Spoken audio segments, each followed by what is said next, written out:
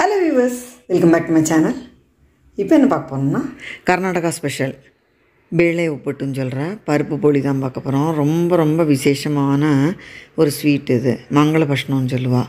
So யுகாதிக்கு இது கண்டிப்பாக எல்லாருமே பண்ணுவாள். அது எப்படி பண்ணலான்னு பார்க்கலாம், அதுவும் ஹெல்த்தியான வழியில். வாங்க வீடியோக்குள்ளே போகலாம்.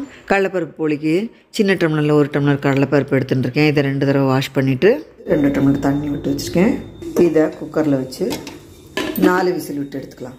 மேல் மாவுக்கு 2 டம்ளர் கோதுமை மாவு எடுத்துகிட்ருக்கேன். 1 சிட்டிகை உப்பு, கொஞ்சம் மஞ்சள் பொடி சேர்த்து நல்லா மிக்ஸ் பண்ணிவிட்டு கொஞ்சம் கொஞ்சமாக தண்ணி விட்டு பிசைஞ்சிக்கலாம். இந்த மாதிரி பிசைஞ்சாச்சு பாருங்க. ரொம்ப கெட்டியாக இல்லாமல் ரொம்ப லூஸாகவும் இல்லாமல் பிசைஞ்சிருக்கேன். இந்த மாதிரி இருந்தால் தான் சாஃப்டாக வரும். இப்போ 2 டேபிள் ஸ்பூன் அளவு நல்லெண்ணெய் விட்டுருக்கேன். இதை மேலே விட்டு கொஞ்சம் ஊற வச்சுக்கலாம். மாவு பிசைஞ்சாச்சு. 1 மணி நேரம் மேலே ஊற விட்டோம்னாக்கா நல்லா சாஃப்டாகிட வரும். 4-5 விசில் விட்டு வேக விட்டு எடுத்தாச்சு. இதை வடிகட்டி எடுத்துக்கலாம்.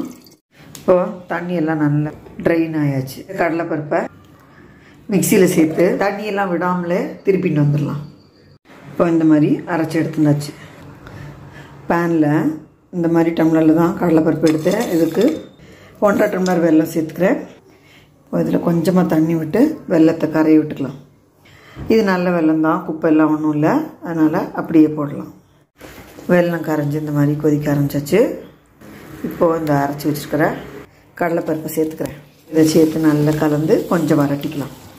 இப்போது கொஞ்சம் வறண்டாச்சு. இதில் 2 டீஸ்பூன் நெய் விட்டுக்கிறேன். கூடவே 1/2 டீஸ்பூன் ஏலக்காய் பொடி, 1/4 டீஸ்பூன் ஜாதிக்காய் பொடி சேர்த்து நல்லா கலந்து விட்டுடலாம். அந்த ஜாதிக்காய் போடும்போது அந்த போலியோட ஃப்ளேவரே ரொம்ப நல்லாயிருக்கும். நம்ம சேனலில் இதுக்கு முன்னாடி தேங்காய் போலி பண்ணி காமிச்சிருக்கேன். வெல்லம் போட்டு கடலைப்பருப்பு போலியுமே ஜீனி போட்டு ட்ரிவாண்ட்ரம் ஸ்டைலில் மைதா மாவு வச்சும் பண்ணி காமிச்சிருக்கேன். கேரட் போலி பண்ணி காமிச்சிருக்கேன். பால் போலியும் பண்ணி காமிச்சிருக்கேன். தட்டுற போலியும் பண்ணி காமிச்சிருக்கேன். இடற போலியும் பண்ணி காமிச்சிருக்கேன். இது இப்போது வறண்டாச்சு. கொஞ்சம் சூடாகட்டும், அப்புறமா இடலாம். நல்லா சூடு ஆறியாச்சு பாருங்க, தெரியறதா? இப்போ இதை சின்ன சின்ன உருண்டையாக உருட்டி வச்சுக்கலாம். இந்த மாதிரி சின்னதாக உருட்டி வச்சுக்கலாம். உருண்டையாக உருட்டி எடுத்தாச்சு. இப்போ மாவு பிசைஞ்சு வச்சது நல்லா ஊறி இருக்குது. 2 மணி நேரமே ஆயாச்சு. ஒரு தடவை சேர்த்து பிசைஞ்சிட்டு மாவு ஊற ஊற இதோட எலாஸ்டிக் தன்மை நல்லா ஜோராக இருக்கும். தொட்டிடுறதுக்கு அரிசி மாவு வச்சுட்டுருக்கேன். இப்போ கொஞ்சமாக மாவை எடுத்து மாவை தொட்டுண்டு இந்த மாதிரி இதை இது பண்ணிவிட்டு இந்த பூரணத்தை இதில் வச்சு மூடிட்டு மாவை எடுத்துடலாம். இப்போ இதை மாவில் பரட்டிட்டு இப்போ சின்ன சின்னதாக போலி எடுத்துக்கலாம். ரொம்ப அழுத்தம் கொடுத்து உருட்டாமல் மெலிசாக உருட்டினா நல்ல ஜோராக இடம் வரும். இந்த மாதிரி சாஃப்டான போலி ஆகிட்டாச்சு. இதை தோசைக்கல்ல போட்டு வேக விட்டு எடுத்துக்கலாம். 1 நிமிஷம் வெந்ததும் இதை திருப்பி போட்டு கொஞ்சமாக இதில் நெய் தடவிக்கிறேன். இப்போ அடுத்த பக்கமும் லேசாக நெய் தடவிக்கிறேன். 2 பக்கமும் வேக விட்டு எடுத்து ஸ்டவ்வை சிம்மில் வச்சுட்டே தான் வேக விடணும். இப்போ நம்ம கடலைப்பருப்பு வெள்ளைப்போலி ரெடி. நல்ல சாஃப்டாக இருக்கும் பாருங்க, ஜோராக இருக்கும்.